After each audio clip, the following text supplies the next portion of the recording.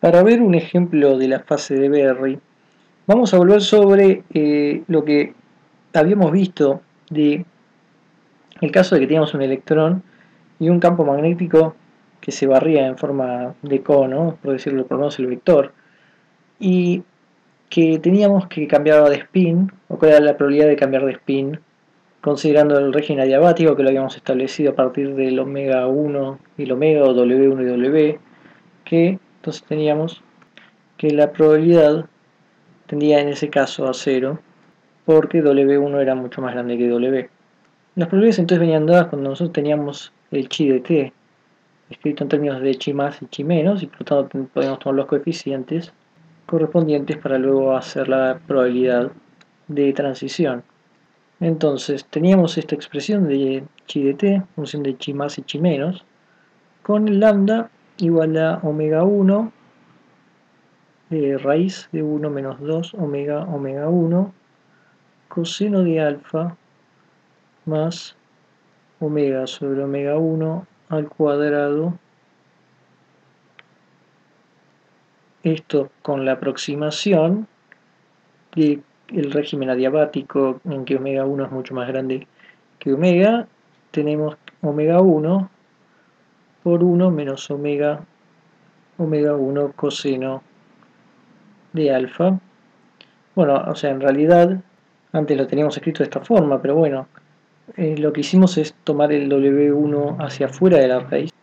Y uno entonces si toma esto al cuadrado, obtiene algo parecido, o sea, 1 al cuadrado, 1, luego este por este, más este por este sería el menos 2 omega 1 coseno de alfa, y bueno, omega sobre omega 1 al cuadrado, faltaría un coseno cuadrado, que es ahí donde estamos aproximando, y esto es igual a omega 1 menos omega coseno de alfa. Entonces, bueno, el ángulo, el coseno del ángulo lo aproximamos por 1 y luego esto, entonces el lambda lo tenemos expresado de esta forma. Entonces, ahora el chi de t, donde tengamos lambda, podemos poner esto. Si hacemos eso, va a quedar chi de t igual coseno, vamos a poner coseno de lambda, que es omega 1 menos omega coseno de alfa, por t sobre 2 menos i omega 1 menos omega coseno de alfa, omega 1 menos omega coseno de alfa, seno de omega 1 menos omega coseno de alfa. Ese coseno de alfa, todo esto hay que multiplicarlo por t y dividirlo por 2. Ahora sigo abajo. Hay que multiplicarlo por e a la menos i omega t sobre 2, chi más t, más i omega omega 1 menos omega coseno de alfa, seno de alfa, seno de omega 1 menos omega coseno de alfa, todo por t dividido 2. Y ahora seguimos acá abajo, e a la más i omega t sobre 2 chi menos dt. O sea, quedó algo largo, pero esto va a ser igual, en realidad lo vamos a aproximar. Tenemos el e a la menos i omega t sobre 2, eso lo dejamos igual. Luego este coseno, vamos a tomarlo acá, coseno de esto, menos este seno, que tenemos lo mismo, acá esto lo podemos cancelar, esto con esto, y seno, bueno, eso lo podríamos tomar como e a la i y todo esto, pero teniendo un menos adentro lo vamos a separar, de modo que quede e a la menos i omega 1 t sobre 2 y e a la i omega coseno de alfa t sobre 2. Eso para el primer término que queda por chi más de t. Más, bueno, todo esto por ahora lo mantenemos igual. Así que supongamos que esto lo llamo A, por ahora vamos a llamarlo A, simplemente para poner que es exactamente lo mismo. En la aproximación adiabática, donde omega 1 es mucho mayor que omega, acá este término va a tender a 0, lo mismo que ocurría antes. La fase dinámica, y la vamos a tomar como tita más t relacionado al primer término, es igual a menos 1 sobre h barra integral 0t e más t' de t'.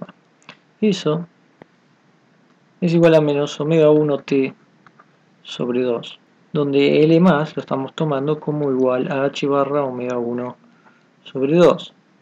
Eso venía también del ejemplo, ya lo habíamos visto, que eran los autovalores de chi más y chi menos era más menos h barra omega 1 sobre 2 para E más y para E menos respectivamente. Entonces tenemos la fase dinámica. Entonces, si la parte de omega 1 es parte de la fase dinámica, la parte del coseno de alfa y la parte de omega, estas dos partes tienen que tener que ver con la fase geométrica. De modo entonces que gamma más de t es igual a coseno de alfa menos 1 y ambos están multiplicados por omega t sobre 2. Para un ciclo completo que lo vamos a tener definido como 2pi sobre omega, vamos a tener la fase de Berry, que va a ser gamma de t en t grande. Eso es igual entonces a donde tenemos t, ponemos 2pi omega, así que coseno de alfa menos 1 2, omega 2pi sobre omega sobre 2. Cancelamos los 2, cancelamos los omega y queda entonces pi por coseno de alfa menos 1 como la fase de Berry. Consideremos ahora un caso un poco más general, en donde el campo magnético ahora no barre un cono, sino cualquier curva cerrada en la superficie de una esfera. De radio, supongamos R igual a justamente B0.